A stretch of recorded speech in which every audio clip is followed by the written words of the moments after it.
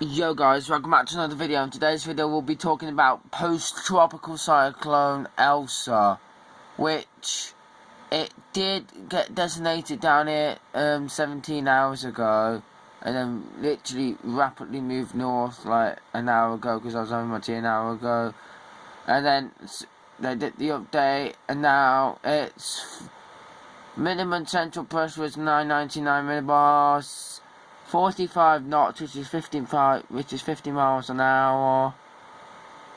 I'm moving at 31 miles an hour. There's nothing really to watch, to be honest, for the cone of uncertainty. All it's gonna do is just ramp speed away like lightning now. Then, to be honest, there's nothing really gonna form. Well, there is some stuff that's gonna form in the Atlantic. It does look interesting, though, but it is delivering some tropical storm force winds to like Chicago and all that. But all those islands there, as you can see. Let me know what islands they are in the comments down below. And then Michigan after, and then Newfoundland, and then Newfoundland after, and then obviously racing off up north towards Iceland, yeah, as an extra tropical cyclone. So yeah, that is now, the Atlantic is now quiet. Elsa's dead, and it's now quiet in the tropics. But there is a rumour going around that Elsa won't be the only system forming between July 13th to July the 20th. Now, I'm predicting that another system's going to form after June 20th, between June 20th and after June 20th. But honestly, I don't think it will. Honestly, I'll think there's some storms going to form. I will show you the rules later on. But guys, we have now finally got some life in the Eastern Pacific, guys. Yes, that's it. 2 areas of interest in the Pacific. Yes. Disturbance number 2 has a high likely chance of becoming a very significant hurricane. Major hurricane of 947 millibars, which is a mid-range category 4, to be honest.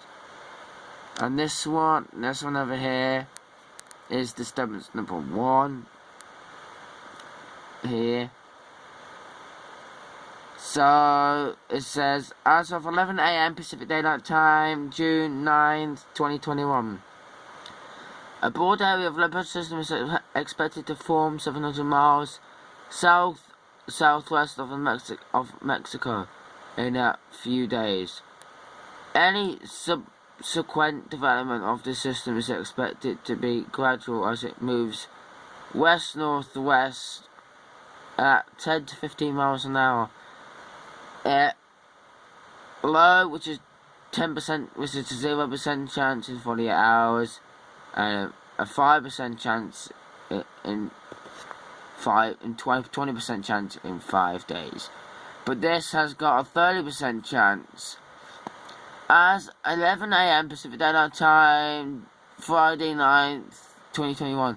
Another area of low pressure system is expected to form south of the Gulf of Tibet by the middle end of next week. Environmental conditions are expected to support gradual development of this system. Thereafter, while it moves gradually west-northwest about 10 to 15 miles an hour, and that's 0 to 30% chance. So that is the you know, these disturbances. So let's have a look at the forecast models. I am still predicting that a storm is going to form in the Atlantic. The models have been saying for the past 2 week and a half now. 2 weeks, a week and a half. So I am predicting some sign of life.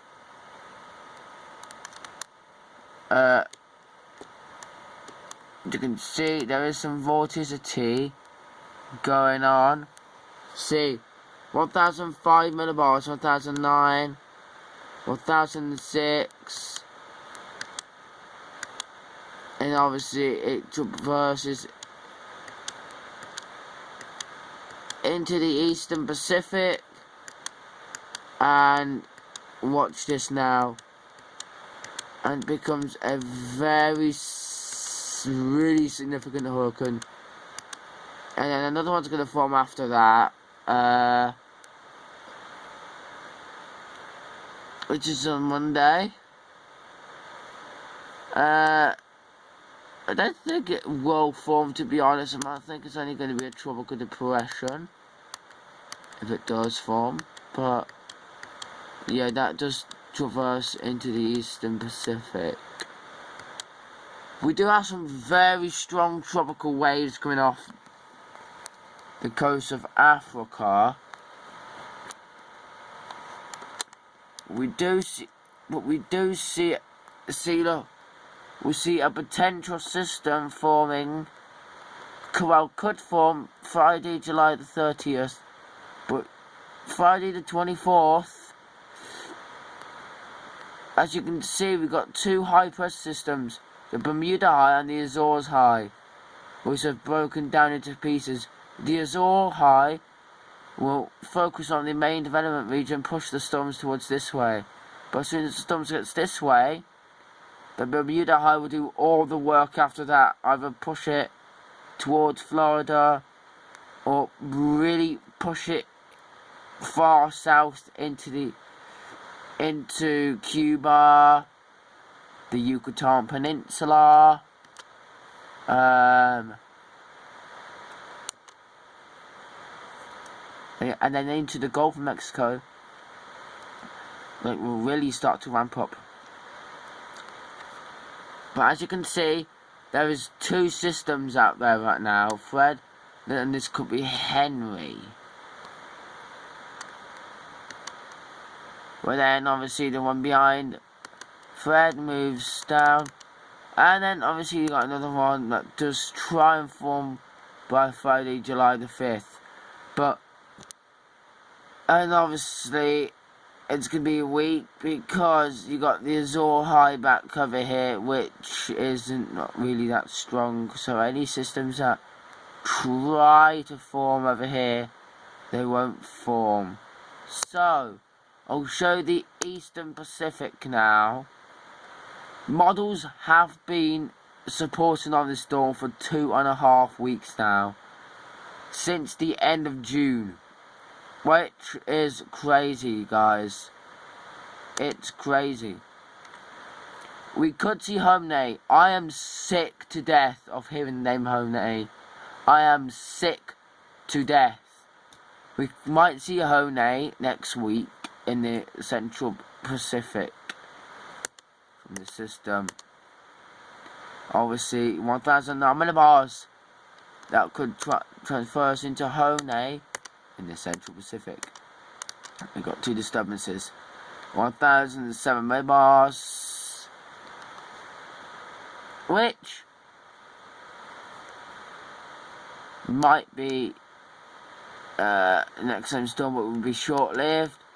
But then you got another one after that, which forms. But then you got the main one, which is going to be a proper threat. Thursday, the 15th, Friday, the 16th. Really ramping up by then, guys.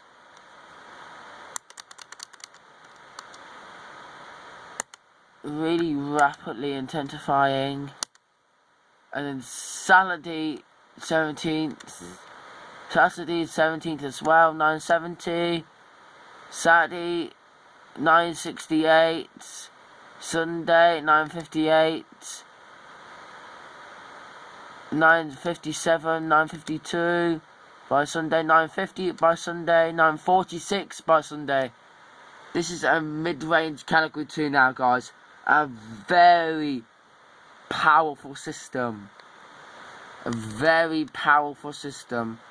And obviously you got that system there that goes into the Atlantic. So yeah, and then this does start to weaken as it heads towards the north.